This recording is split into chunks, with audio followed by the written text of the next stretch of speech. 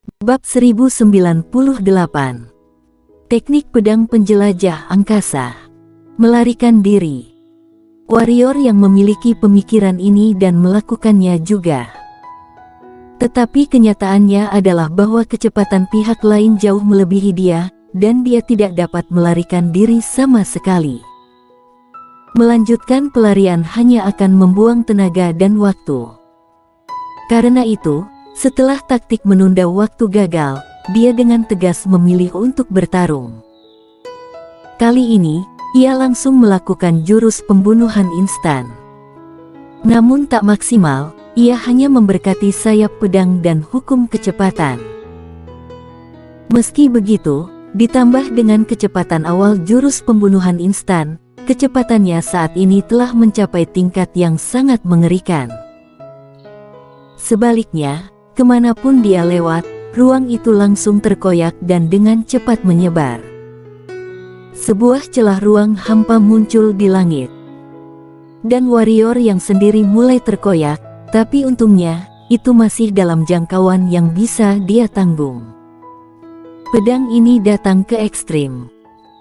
Namun, saat ujung pedang menembus kulit Roy, dia tidak bisa maju setengah inci. Karena tangan Roy langsung meraih pedang niat warrior yang melontarkan pandangan cemberut di matanya dan berkata, "Hancur." Setelah kata-kata itu jatuh, warrior yang memutar pedang niat di kedua tangannya. Duar. Tubuh Kurong terguncang dan mundur dengan keras, namun pedang niat di tangan warrior yang tidak mampu maju setengah inci. "Pedangmu bagus, dan strategimu juga bagus. Itu menyakitiku.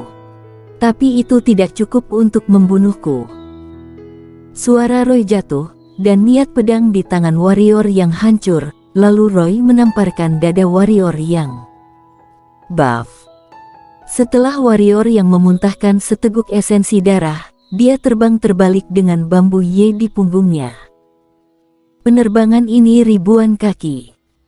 Dan bambu Ye yang berada di belakangnya terkejut dan memuntahkan seteguk darah. Setelah berhenti, warrior yang melihat dadanya yang cekung, dan ekspresinya menjadi sangat serius, pada saat ini, dia tahu betapa menakutkan kekuatan setengah kaisar ini. "Tubuh yang bagus, kamu benar-benar mengejutkanku." Ketika suara Roy jatuh, dia muncul tepat di depan warrior yang dan mereka berdua.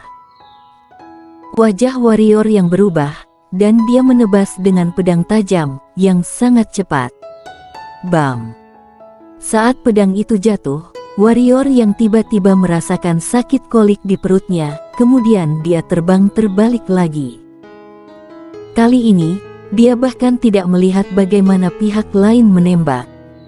Ratusan napas. Setelah 100 napas, kita diselamatkan. Pada saat ini, bambu Ye, yang berada di belakang warrior yang tiba-tiba berkata, 10 napas saja bermasalah. Warrior yang tersenyum kecut, dan pada saat ini, Roy maju selangkah, langsung datang kepadanya, ekspresi warrior yang berubah. Dia melemparkan bambu Ye keluar, kemudian, sebuah kolom darah melonjak ke langit, dan pada saat yang sama, pancaran darah yang menakutkan keluar dari tubuhnya, langsung memantulkan pria tua Roy itu menjauh. Tingkat kaisar, atau pedang sengit. Kilatan keterkejutan melintas di mata Roy, dan dia berkata, dengan pedang sengit yang begitu ganas, kamu mampu menekannya, ketekunan yang begitu kuat. Pedang ini penuh dengan aura pembunuh dan permusuhan. Aku pikir kamu bukan orang baik, Nak. Jika kamu bersedia bersumpah demi jiwa Anda, bergabunglah dengan fraksi jahat, dan setia kepada fraksi jahat, aku akan membiarkanmu pergi hari ini, bagaimana? Tebas. Warrior yang tidak berbicara omong kosong. Dengan gerakan, dia langsung membawa cahaya berdarah dan menebas ke arah Roy. Jika sebelumnya, dia pasti akan mengobrol dengan pihak lain, tetapi saat ini, meskipun pikirannya masih terjaga, dia penuh dengan niat membunuh dan niat buruk. Pada saat ini, dia hanya ingin membunuh. Setelah warrior yang memegang langit pemakaman, pedang alam ketiadaan jiwa dan alam ketiadaan niat membunuh, kekuatan langsung meningkat secara eksponensial.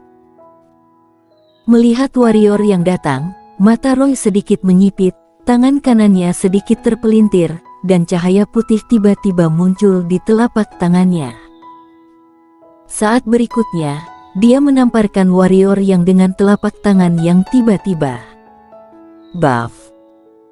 Pedang dan telapak tangan bertabrakan, seluruh langit bergetar hebat, dan gelombang udara putih bercampur dengan gelombang udara berwarna darah menyebar dengan keras, menenggelamkan seluruh langit dalam sekejap. Di gelombang udara, energi pedang berwarna darah membubung ke langit.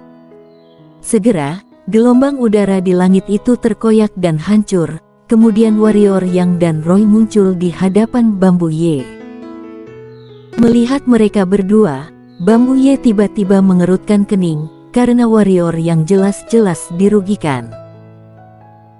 Pada saat ini, warrior Yang, meskipun memegang langit pemakaman, tetapi alam terlalu jauh dari Roy, dan dalam hal kesadaran tempur, itu juga sangat kalah dengan Roy.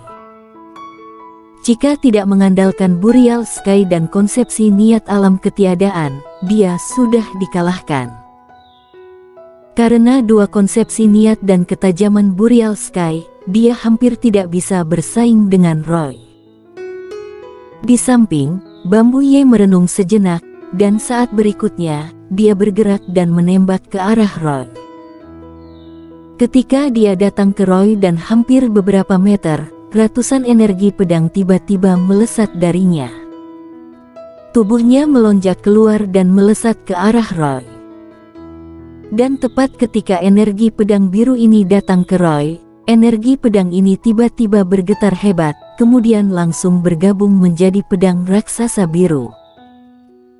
Saat berikutnya, kecepatan pedang raksasa Cian tiba-tiba meningkat tajam, dan itu datang ke belakang Roy dalam sekejap.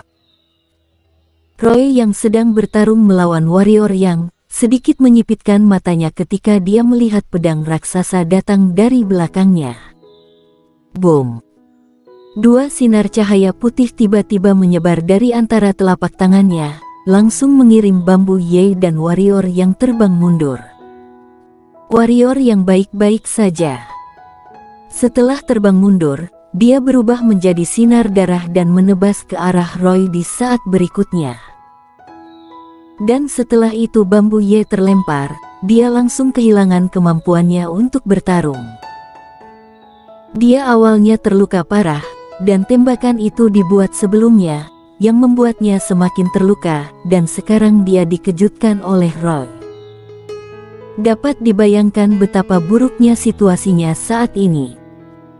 Faktanya, situasi warrior yang saat ini tidak jauh lebih baik, kekuatan Roy ini benar-benar mampu menembus pertahanannya. Karena itu, saat ini, dia juga diliputi cedera. Warrior yang sedikit malu, karena masalah ini tidak ada hubungannya dengan dia sama sekali. Hanya karena dia satu kapal dengan Bambu Ye, dia mendapat masalah dengan setengah kaisar dan pihak lain bersikeras untuk membunuhnya. Dapat dikatakan bahwa pertempuran ini benar-benar sedikit tidak adil. Tapi tidak mungkin, dia harus bertarung jika dia tidak bertarung. 10 napas. Pada saat ini, suara Bambu Ye terdengar di kejauhan. Duar. Pada saat ini, warrior yang tersingkir lagi. Tapi seperti sebelumnya, tubuh kedagingannya melawan dengan tiba-tiba. Jika kamu adalah setengah suci biasa, kamu akan dihancurkan oleh pukulanku, tetapi kamu mampu berdiri teguh bahkan setelah begitu banyak pukulan dariku. Tubuh kedaginganmu telah mencapai alam kekuatan dewa. Roy berkata bahwa dia akan memulai. Saat ini, wajahnya tiba-tiba berubah dan dia berbalik. Tiba-tiba, cahaya pedang merobek ruang di depannya tanpa peringatan. Wajah Roy berubah lagi dan menembak dengan tajam. Boom! Dengan suara ledakan, seluruh tubuh Roy terkejut dan mundur ratusan kaki. 100 kaki jauhnya, Roy melihat tangannya. Pada saat ini, sebuah lubang pedang muncul di telapak tangannya. Mata Roy sedikit menyipit, dan saat berikutnya, dia bergerak dan menembak ke arah Bambu Ye. Di samping, melihat pemandangan ini, warrior yang tidak ragu-ragu, membanting kaki kanannya ke dalam kekosongan, tubuhnya berubah menjadi cahaya pedang dan melesat keluar, datang ke depan Roy dalam sekejap. Pergi! Roy berteriak dengan marah, mengepalkan tangan kanannya, lalu meninju. Duar! Tinju dan pedang bertabrakan, dan ruang di sekitar keduanya runtuh seketika, tetapi ruang itu diperbaiki dalam sekejap. Pada saat ini, warrior yang memuntahkan seteguk esensi darah, dan seluruh orang berubah menjadi cahaya darah dan terbang keluar, tetapi saat berikutnya, dia memegang pedang darah di kedua tangannya dan menebas ke arah Roy yang membuat wajah Roy berubah mengerikan. Matilah! Suara Kurong jatuh, dan dia akan menembak. Pada saat ini, pupil matanya menyusut dengan keras, dan tanpa memikirkannya, sosoknya melintas dan muncul ribuan kaki jauhnya. Warrior yang juga berhenti. Ruang di depannya mulai bergetar hebat, seolah-olah ada sesuatu yang akan keluar darinya. Seperti yang diharapkan dari keberadaan ke-10 rank of martial. Pada saat ini, suara Roy terdengar di lapangan. Warrior yang berbalik untuk melihat Roy, mata Roy juga tertuju padanya, dan berkata, "Aku ingat kamu." Setelah berbicara, Roy gemetar dan langsung menghilang di tempatnya. Pada saat Roy menghilang di tempat, cahaya pedang tiba-tiba merobek ruang dan muncul di mana Roy berdiri. Meskipun terlambat selangkah, yang mengejutkan warrior yang adalah jalan cahaya pedang berbelok ke sudut dan merobek ruang tempat Roy berdiri, lalu masuk ke dalamnya. Boom! Dari puluhan ribu mil jauhnya, ada suara. Warrior yang menyipitkan matanya sedikit, dia berbalik dengan tiba-tiba, dan seorang pria muncul tidak jauh darinya. Pria itu mengenakan jubah berwarna tinta dan handuk hitam di kepalanya. Matanya yang dingin dan arogan tampaknya tidak memiliki fokus, dan matanya yang berpengalaman penuh dengan kedamaian. Di pinggangnya, tergantung pedang panjang hitam sepanjang 3 kaki, dengan tali hitam pendek diikat di gagangnya, dan di ujung tali pendek itu ada pedang saku kecil seukuran ibu jari. Mata pria itu jatuh pada warrior yang, dan setelah beberapa saat, dia sedikit mengernyit dan bertanya, "Pedang sengit?" Pergelangan tangan warrior yang bergerak sedikit, dan pedang darah di tangannya mulai menjadi ilusi. Pada saat yang sama, niat membunuh dan permusuhan yang tak ada habisnya mulai mengalir kembali ke tubuhnya, tubuhnya mulai kembali normal. Setelah beberapa saat, warrior yang benar-benar kembali normal. Pada saat ini, Bambu Ye datang. Pria itu menoleh untuk melihat Bambu Ye, warna lembut melintas di matanya, apakah tidak ada apa-apa? Bambu Ye mengangguk sedikit, lalu menatap warrior yang dan berkata, "Terima kasih padanya." Mengatakan itu, Bambu Ye menjentikkan jarinya, sebuah gulungan berwarna giok muncul di depan warrior yang, mengatakan, "Teknik pedang penjelajah angkasa, di tingkat kaisar pedang, kamu dapat bergerak 500.000 mil dalam sekejap.